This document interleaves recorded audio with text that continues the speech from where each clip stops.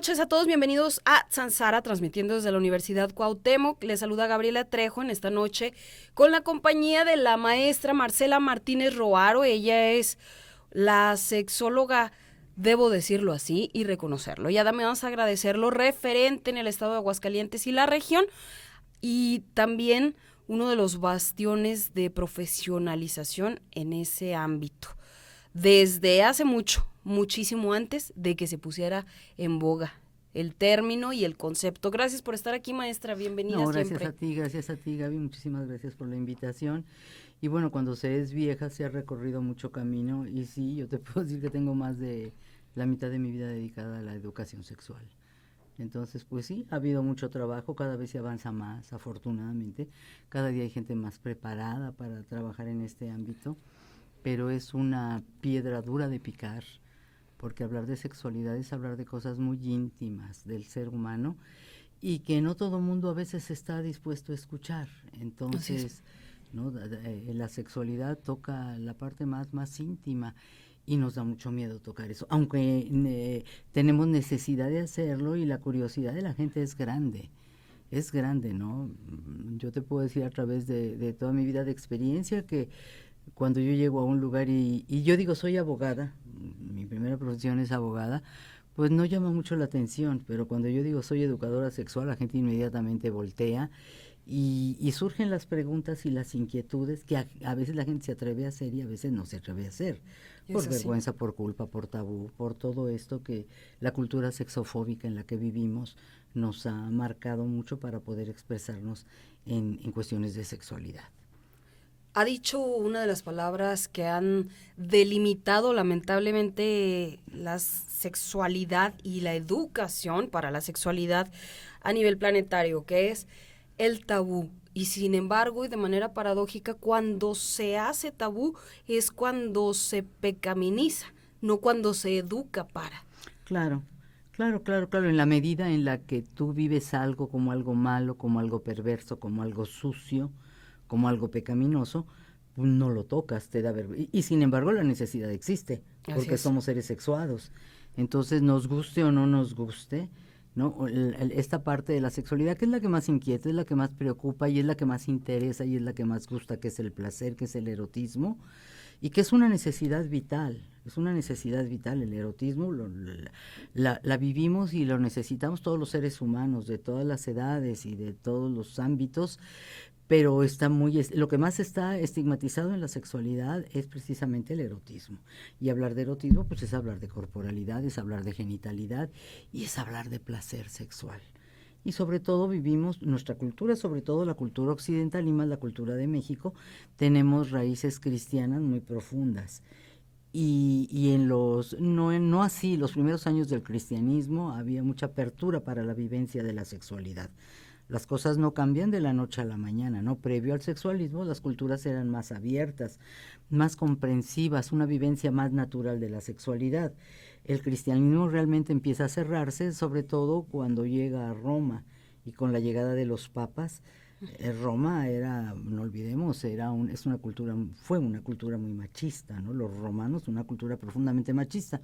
Entonces, cuando los romanos se hacen cargo del cristianismo y lo van convirtiendo en catolicismo, es cuando empieza a cerrarse toda esta visión de la sexualidad, y en vez de verlo como una parte natural del ser humano, se empieza a ver como algo malo. Y entonces se estigmatizan todo, el género, la reproductividad y no se diga el erotismo. Lo ha dicho de una manera cronológica y descriptiva, utilizando el método deductivo, efectivamente, a nivel planeta, luego a nivel continente, luego a nivel país, y también extenderé, porque es menesteroso, a nivel estado. Pareciera que la sexualidad tenga o tuviese que estar peleada con el derecho al gozo y al placer, porque si no, entonces es algo condenable. Y eso está muy lamentable y tristemente arraigado en estados como el nuestro, donde a fuerza de no permitirse reconocer esto como un derecho propio de la existencia, entonces se hace una relación directamente proporcional con las creencias religiosas que meten todo tipo de argumentos insustanciosos para no permitir la aceptación de la sexualidad como es, uno de nuestros signos de vida por naturaleza.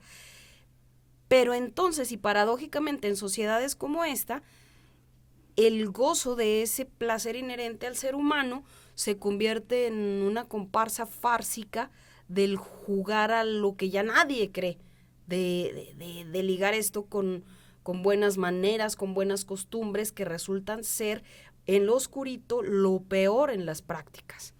Claro, mire, el resultado de no vivir una sexualidad informada, libre, Así es. respetuosa, tolerante, comprensiva de las diferencias, nos lleva a la enfermedad sexual. Y cuando hablo de enfermedad sexual, no hablo que incluye infecciones de transmisión sexual, que son parte, pero hay otras enfermedades de la sexualidad más grave que no se ven, ¿no? Que es el no poder vincularte, por ejemplo, con una pareja, la violencia que vivimos hoy, los embarazos no deseados, todas estas, una infección de transmisión sexual se ve, se detecta y se atiende y se cura relativamente fácil si existe la oportunidad para ser atendida.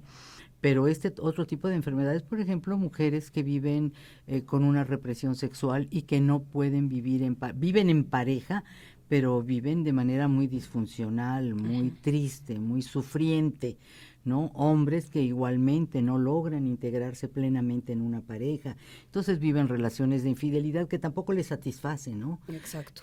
Hay enfermedades sociales que no las consideramos enfermedades, como puede ser el machismo, como puede ser la misoginia, como puede ser la homofobia, que no lo vemos como enfermedades, pero son enfermedades sociales y que dañan mucho al ser humano y que no le permiten, como lo dijera la Suprema Corte en términos más recientes, no le permiten el libre y sano desarrollo de su personalidad, porque vive atado y anclado a prejuicios, a creencias falsas, a ignorancias que no le permiten ser feliz. Entonces, mujeres que no logran consolidar una pareja placentera, no solamente en términos de erotismo, Sí. sino en términos de una satisfacción más plena de vida, no lo logran, lo mismo que hombres, ¿no? Hijos que están viviendo en un escenario de parejas disfuncionales, y sobre todo la violencia, que creo que es el peor de los males hoy día, ¿no? Una violencia machista brutal que pues lleva incluso a los feminicidios.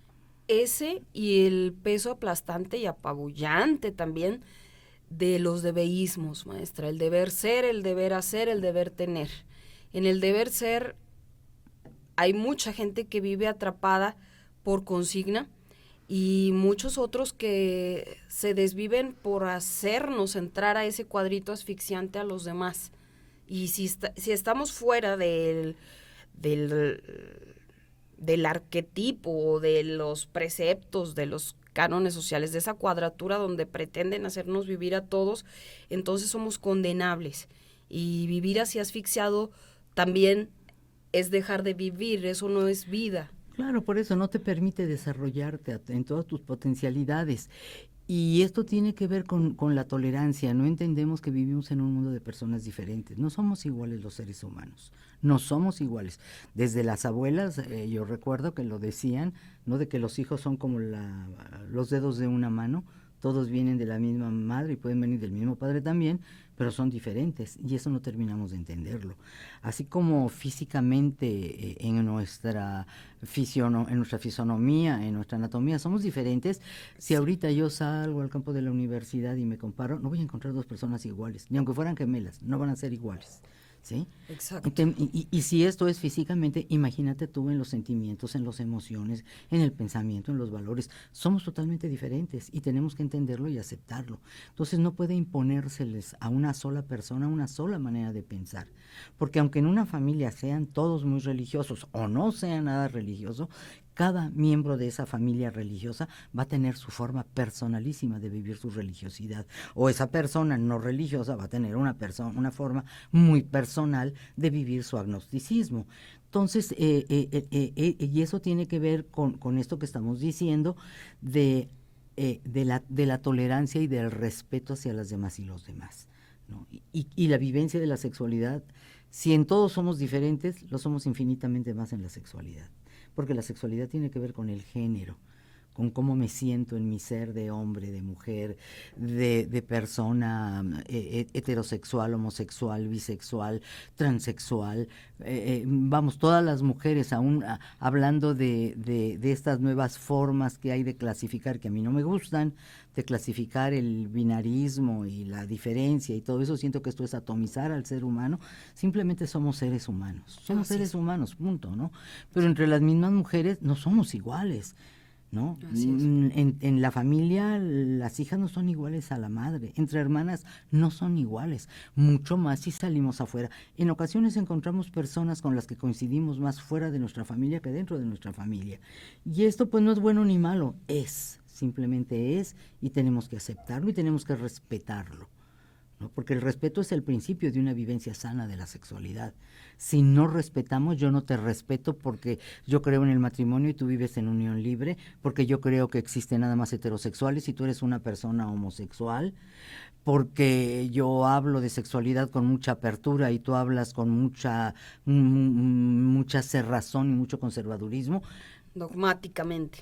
Simplemente no nos vamos a entender, ¿no? Aunque hablemos el mismo idioma, estamos viviendo en un mundo de personas lejanas. Entonces, entendamos la diferencia, aceptemos que somos diferencias.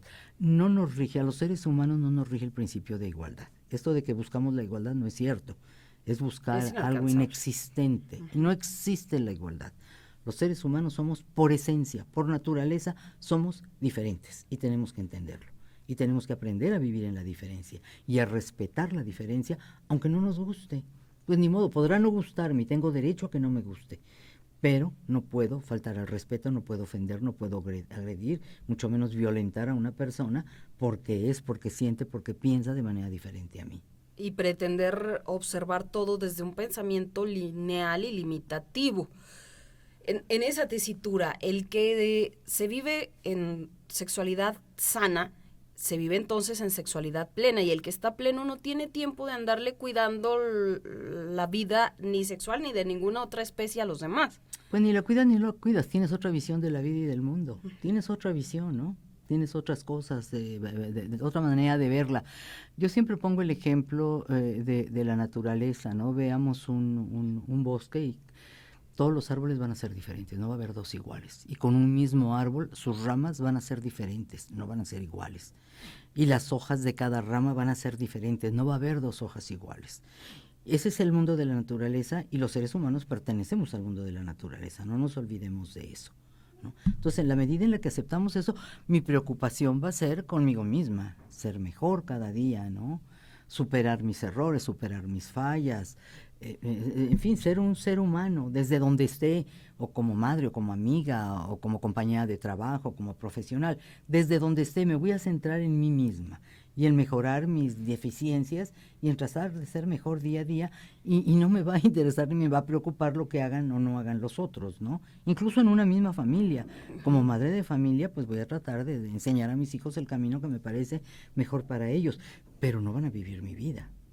Tengo que respetar que va a ser su propia vida, ¿sí? De ninguna manera, porque yo pienso, siento de tal o cual manera, voy a pretender que mis hijos lo piensen igual. Para mí es lo mejor, y yo trataré de enseñar lo que para mí es mejor, pero cada ser humano tiene que encontrar su propio camino.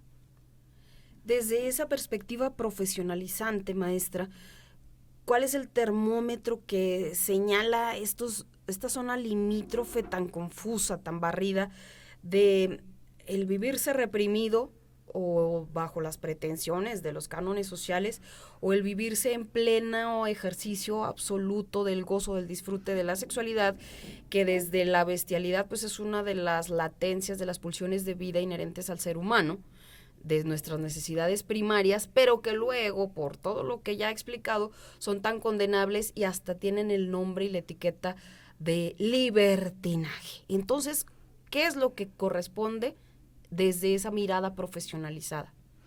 Pues mira, lo que hace feliz a cada ser humano lo tiene que determinar el propio ser humano, entendiendo que esa vivencia plena tiene límites, y el límite es donde empieza el derecho de vivir plenamente del otro o de la otra, ¿no?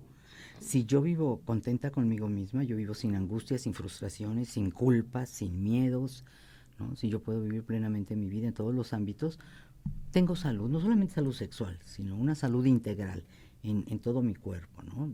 Si yo salgo, camino, veo bien, escucho bien. ¿Quién fue el que dijo? Un filósofo, no me acuerdo ahorita, el ser humano es la medida de todas las cosas, ¿no? Yo soy la medida de mí misma. A mí nadie me va a decir qué es lo que me va a dar la felicidad, porque esa la tengo que descubrir yo. Y si yo me siento contenta, satisfecha, y si yo me levanto todos los días con gusto, con alegría, con ganas de hacer, con la ilusión, con un proyecto de vida, voy bien, voy bien. Mi límite va a ser la vida de otro.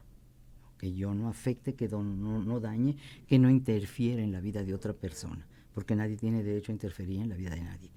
Estoy incluyendo menores, porque hoy los menores ya tienen derechos. Esto no quiere decir no poner límite, porque también a los niños hay que enseñarles los límites. Por Esos supuesto. límites que yo tengo como persona adulta, eso sí tengo que enseñárselo y soy muy clara con mis hijos menores o mis educandos menores o mis educandas, tengo que ser muy clara, ¿no? Es decir, tú tienes derecho a ser feliz, a buscar tu felicidad, lo que te llena, lo que te satisface, lo que te hace sentir plena, pleno, pero sin invadir jamás terrenos ni ámbitos de otras personas, sean estas quien sean, ¿no? Vamos, esa medida una la tiene. Si yo te digo, Gaby, hoy cómo te levantaste, qué te dolió, me vas a decir a lo mejor, no, pues no me dolió nada, me levanté muy bien, salí de la cama, salté de la cama, me metí al baño, me bañé, no me dolió nada. Tú me lo vas a decir, o me vas a decir, no, amanecí con mucho dolor de cuerpo, amanecí con dolor de estómago, me dolía la cabeza, me dolía la muela. Tú vas a saber qué es lo que duele de tu cuerpo. Entonces, en el aspecto psicoemocional también tú sabrás decirme, ¿no? Hoy amanecí triste, hoy amanecí deprimida. Y tú sabrás por qué, yo no soy quien te voy a decir. Es que te deprime porque el día de ayer no actuaste bien. No, eso tú lo sabrás, eso tú lo sabrás. ¿No? Y en la vida hay que conocerse primero a sí mismo y a sí misma. Y ese es un gran trabajo, saber qué es lo que quiero. Y en términos de sexualidad yo te diría, un hombre o una mujer que no se siente satisfecho con su pareja, ¿qué le está pasando? Un hombre o una mujer que no se sienten felices con su propia identidad, se ven al espejo y no le gusta su sexo, no le gusta su género, no le gusta su orientación sexual, pues busca dentro de ti mismo y busca qué es lo que sí te gusta. No te quedes encerrado en que no me gusta y en el lamento y en el sufrimiento. Si no te gusta por algo, no te gusta. Busca entonces, hay muchas opciones. ¿Sí? Si tu identidad de género no es la femenina, ¿sí? Si tu sexo no te gusta, tu genitalidad no te gusta, tienes derecho a que no te guste. Tienes derecho. Pero busca por qué no te gusta y qué es lo que sí te gusta. Nadie te lo va a decir, nadie te lo va a decir, ¿sí? O en el erotismo, no me gusta estar con esta persona, así sea tu marido y hayas pasado por la iglesia y por lo civil y por todas las leyes humanas y divinas, si no estás satisfecha con esa persona, no estás satisfecho, tienes derecho a buscar otra opción. O a buscar soluciones, ¿no? Porque a lo mejor hay una solución para que no te encuentres en plena armonía con esa persona. Y si no encuentras la solución, y si al final dices, ya busqué, ya intenté, ya traté, pero finalmente con esta persona No es. no es lo que yo quiero. Tienes derecho a decir no.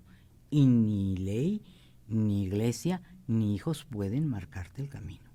Porque tú tienes derecho a ser plenamente feliz y esto no es egoísmo, porque tú eres el centro y el eje de tu vida. Si tú no eres feliz y estás satisfecha contigo mismo, no vas a poder vivir bien con tu entorno. Si eres una madre o un padre frustrado, amargado, violento, no es una buena influencia para los hijos y las hijas. Entonces, si yo soy el centro de mi vida y de mi mundo y yo estoy bien plantada y yo soy feliz, quienes me rodean, voy a ser un buen pilar para que se avancen y para que le ayude yo a encontrar a ellos también la felicidad. Entendido esto como uno de los instintos reptilianos primitivos con los que nacemos y nos acompañan toda nuestra vida, ¿es posible y es real tener una pareja en la que no existe el sexo, donde la gente diga, me relaciono con esta persona de todas las maneras posibles y de manera muy afable, me vinculo muy bien en lo emocional, en lo racional, en lo laboral, pero sexualmente no combinamos? ¿Es posible y es real que se Pues llamen sí, pareja? yo creo que, pues pareja de amistad, claro. Ya. Eso es lo que vivimos con los amigos y las amigas, ¿no? La pasamos muy bien con nos entiende, nos comprende, nos identificamos, pero no nos atrae un vínculo erótico. Pues hay una buena relación de amistad, pero evidentemente pues no va a ser una persona con la que me voy a poder relacionar eróticamente, ¿no?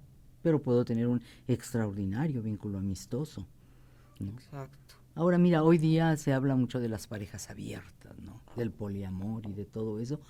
Son nuevas formas que nos espantan, nos asustan, pero el ser humano lo ha vivido esto en muchas ocasiones, esto no es nuevo. Ve la cultura griega, de qué manera se vinculaban los griegos. Había la pareja sexual y había la esposa que era para la herencia y los hijos, y había la amiga, y había el compañero o compañera para el arte. Esto no es nuevo, lo estamos descubriendo como hoy, y eran sociedades muy sanas, porque sabían vivirlo. Entonces no lo tomemos como una moda, no lo tomemos como una moda.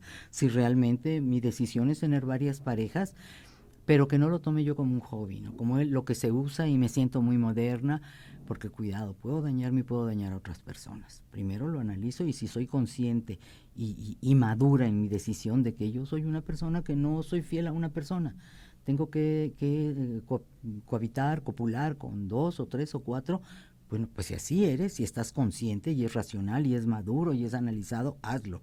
Pero no lo hagas por moda, porque cuidado porque puede dañarte, ¿no? Porque ahorita se está usando el poliamor, entonces ahorita tengo 4 o 5 parejas. Está bien, si eso es lo que quieres, hazlo. Pero si lo estás haciendo de manera muy superficial y muy ligera, cuidado, porque puedes correr riesgos y puedes salir mal, puedes acabar dañada o puedes acabar dañado. Entonces piénsalo bien.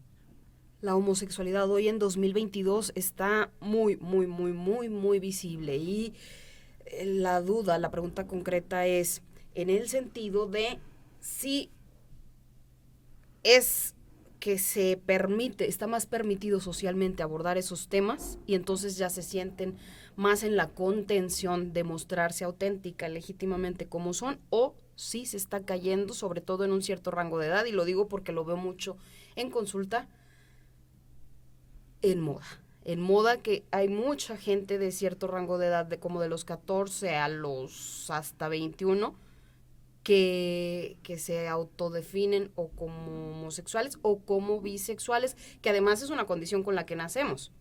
Así es. Y entonces preguntarle, ¿es por moda o porque realmente ya está más contenido el ambiente para fluir? No, bueno, no está contenido, son derechos que se han ganado, ha sido una lucha, ¿no? No han sido otorgados gratuitamente. La población No es de una la concesión. diversidad, la población de la diversidad como las mujeres no hemos nacido con derechos. Los hombres sí nacen con derechos. Las mujeres y las diversidades sexuales, genéricas y eróticas no nacen con derechos. Han tenido que pelearlos para ganarlos. Mira, yo sostengo que la naturaleza humana es la bisexualidad. Así es. Sí, el ser humano en sus orígenes, en sus aspectos más salvajes, piensa en la etapa de piedra, en el hombre de Neandertal, en esa etapa humana, que somos animales humanos, pertenecemos a la naturaleza, somos mamíferos, nos asemejamos a muchas especies, no somos únicos, por favor. Y no somos de lo mejor. Hemos sido bastante malita como especie porque hemos dañado mucho este planeta que se nos ha dado. Pero, sin embargo, en nuestra naturaleza es la bisexualidad. La cultura ha ido marcando y la cultura es brutal. Y nos dice esto sí puedes, esto no puedes. Difícilmente una criatura que vive en un ambiente heterosexual va a decidir ser homosexual. Uh-huh. Es decir, te lo pongo como ejemplo a ti o a quien quiera que en este momento me esté escuchando, que sea heterosexual, y de repente le van a decir, tienes prohibido copular con personas del sexo contrario, a partir de hoy vas a copular con una persona de tu mismo sexo. Pues no. Así es. Quienes nos hemos considerado siempre heterosexuales, no lo vamos a aceptar, no vamos a poder hacerlo, porque yo jamás diría esa palabra, le pondría tache, no por naturaleza, porque no es por naturaleza, por condición humana, que es muy diferente. Sí. Por condición humana, ¿sí? Entonces, bueno, si hoy día un jovencito, no solamente jóvenes, encontramos ya niños que a los 3 años en cuanto tienen uso de razón, sobre todo en cuestiones de transexualidad, que es diferente a la homosexualidad, empiezan a demostrar, a evidenciar que ese cuerpo que tiene no es el suyo. Difícilmente un niño a los 3, 4 años que tiene aparentemente, sino podemos ver en una criatura esa convicción. No podemos pensar que un niño de 3 años o una niña de 3 años se arranque el vestido, se arranque el pantalón y dice, esto no soy yo. Así es. Digo, simplemente son criaturas que sí tenemos que observarlas con todo el respeto del mundo y analizar y ver cuál es su camino para, llegado el momento, tú no vas a hacerle una operación de cambio de sexo a un niño a los 3 años. sería una salvajada y un Así es. error muy grande. Así es. Espérate un poquito, ayúdalo, acompáñalo en su camino, ¿sí? No le niegues, no lo estigmatices, no lo excluyas, acompáñalo y déjalo ser. Y en su momento, no sé, llegada la pubertad o pasada un poco la pubertad, él definirá y él decidirá qué es lo que quiere ser.